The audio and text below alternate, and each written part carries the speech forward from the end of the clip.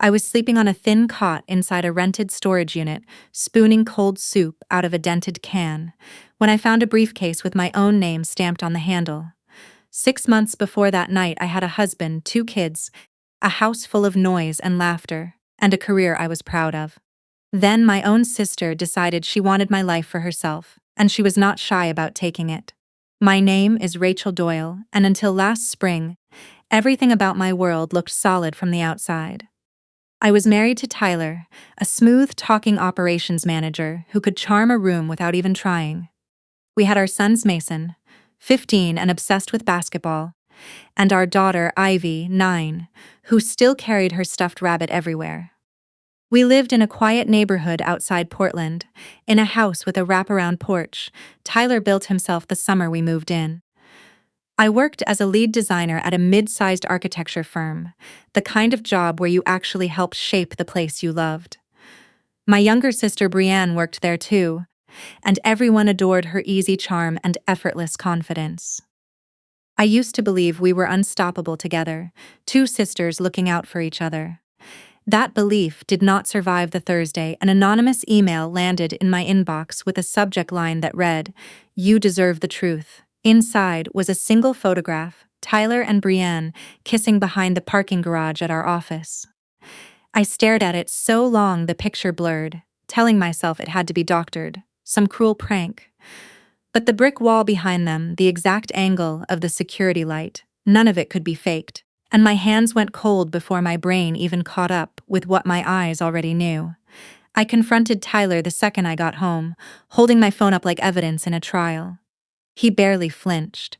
He set his coffee down, sighed like I was the inconvenience, and told me I had been distant for years, that Brienne actually listened to him, that this was not supposed to happen, but it did happen anyway. I stood in my own kitchen and watched a decade of shared mornings dissolve into something that suddenly felt like a lie I had told myself. By the following week, my sister strolled into the office with a new haircut and Tyler's hand resting on her back like she owned the room.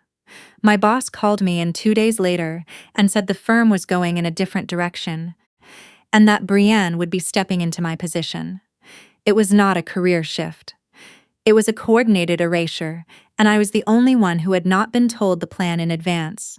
Tyler filed for divorce before the month ended, and he fought dirty, painting me in court as unstable, neglectful, obsessed with work instead of my own children. He walked away with the house, full custody, and my own sister sitting beside him in the gallery, smiling like she had won a prize instead of stolen a family. Standing outside the courthouse in the rain that day, my phone buzzed with a text from him. "You will die poor and alone," it read. "Brienne is already a better mother than you ever were." That message broke something in me quietly, permanently, though I did not understand yet that it was also the moment my real story started. Within weeks, my savings were gone, swallowed by legal fees and rent I could no longer cover. Then came the letter from my old employer claiming I had improperly accessed private files, a lie Brienne had clearly planted to make sure I could never come back. I remember standing in a grocery store aisle holding a carton of milk when my card was declined, and the floor seemed to tilt beneath me. Within a month, I was sleeping in my car behind a shuttered diner, washing my face in the restroom sink before sunrise so no one would see. The diner owner finally noticed and gently mentioned a storage facility down by the highway, cheap, private, safe enough for someone with nowhere else to go.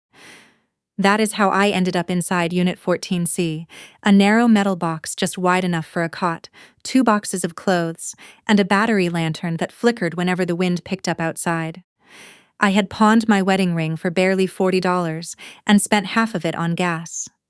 When I came back to the unit that night, my flashlight caught something behind a broken folding chair, an old leather briefcase covered in dust, its handle cracked with age. I nearly dropped it when I saw the small luggage tag looped through the clasp, my full name typed across it in faded letters, even though I had never owned anything like this in my life. The lock was an old 3-digit combination, and none of the numbers I tried meant anything until nearly 2 in the morning, when I finally forced it open with a screwdriver out of pure, stubborn desperation. Inside were tight stacks of $100 bills and a yellowed handwritten note resting neatly on top, the handwriting slanted and rushed in a way that felt oddly familiar, even though I had not seen it in over 10 years. The note was signed by my Uncle Walter, my late father's older brother, a Vietnam veteran who had drifted into the mountains decades earlier after everyone decided he had lost his mind. The letter said the cash inside was only travel money, and that the real fortune, along with the truth about my father's death, was waiting at a set of coordinates deep in the Montana wilderness. I laughed out loud in that cold metal room, and then I stopped laughing, because some instinct told me this was not a joke at all. I sold what little jewelry I had left, packed a duffel bag, and bought a beat-up old SUV from a man who did not ask a single question.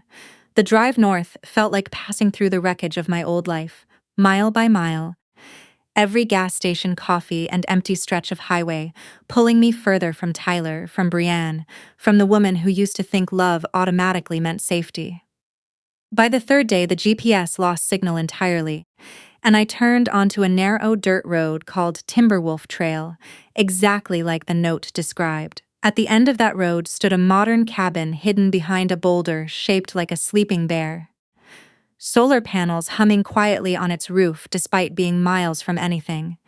Inside, the walls were covered with photographs, newspaper clippings, and red string connecting names and dates like something out of a detective's private nightmare. At the center was a picture of my father shaking hands with a man named Grant Caldwell, dated the same year as the sawmill accident that killed him, an accident the police report had never fully explained. I found files proving my father had refused to sell mineral rights beneath that mill just one day before the machine that crushed him mysteriously failed its safety inspection. Pinned nearby was a tape recorder labeled with a date from years earlier, and when I pressed play, I heard my own sister's voice, promising an unnamed man that Tyler was already falling for her completely. The older voice answering her was unmistakably Grant Caldwell, calmly instructing her to keep me compliant until the marriage secured him everything he wanted. My knees nearly buckled right there on the cabin floor. Brienne had not simply betrayed me on impulse. She had been groomed for years to dismantle our family so the Caldwells could seize the mineral rights my father died protecting. Tucked in a sealed envelope marked for me alone was my uncle's final will, leaving me the land, the accounts, and ownership of those same mineral rights, valued at more than $80 million, along with a note telling me the lies were finally stripped away, and I would now see exactly who the wolves really were. I gathered every recording, every file, every flash drive into my duffel bag and drove until I finally found cell signal again. I called the FBI field office and told them I had evidence of a 30-year cover-up and I was ready to talk. It took nearly 5 months of interviews and sleepless nights before agents raided Caldwell Industries, and I watched on a motel television as Tyler was led out in handcuffs while Brienne hid her face from the cameras. At the trial, I sat across from both of them and told a packed courtroom everything: the affair, the stolen job, the storage unit, the cabin, the recordings that finally cracked their carefully built empire wide open. Tyler received 18 years for fraud and obstruction. Brienne received 12 for perjury and helping cover it all up. And Grant Caldwell died awaiting his own sentencing before he ever faced a verdict. When Brienne asked to see me afterward through a thick pane of glass, she whispered that she never meant for it to go this far, and I told her softly that I had simply learned, at last, not to be so naive. 6 months later, I woke up in a small farmhouse outside Portland, sunlight spilling across a garden of wild daisies I had planted myself. I used part of my uncle's fortune to start a foundation in his name, helping women rebuild their lives after betrayal and financial ruin, because I remembered exactly what it felt like to have nothing left but a flashlight and a locked briefcase. Mason and Ivy visit every weekend now, and the first time they came, Ivy ran straight into my arms, while Mason quietly told me he was proud of me, words I will carry for the rest of my life. I still pay the small monthly fee on that old storage unit. even though it sits completely empty now, because it reminds me where the old version of me finally died and something stronger began. My Uncle Walter once wrote that the truth would cost me my peace before it ever handed me my freedom, and he was right about every bit of it.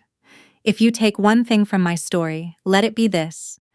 Losing everything is sometimes the only way life can clear space for something real to finally grow. If this story moved you, hit subscribe so you never miss the next one.